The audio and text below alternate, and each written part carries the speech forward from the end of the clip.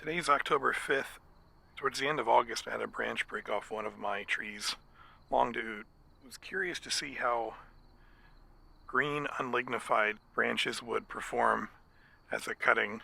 So I took 5 different cuttings and I applied Clonex, a rooting hormone. 3 of the 5 haven't done so well.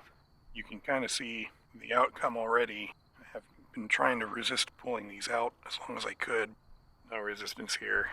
And that is definitely covered in mold. Totally rotten. Yeah, well, that's really bad. Same thing here. Not great.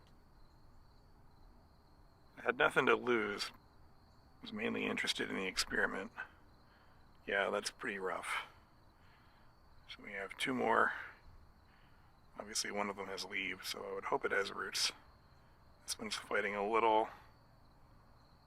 No. Maybe a little root at the end here. No, that's actually decaying wood. That's not even a root. Okay, so that's shot. And last but not least, that's not moving. That doesn't want to come out, so I'm going to leave it. I think that might actually have taken. I see no roots growing out of the bottom. I'm just going to leave it be and keep an eye on it. There you go, 1 out of 5. I think the lesson here is that unlignified growth will not perform well. If you want to take a cutting, your best chance is overwinter.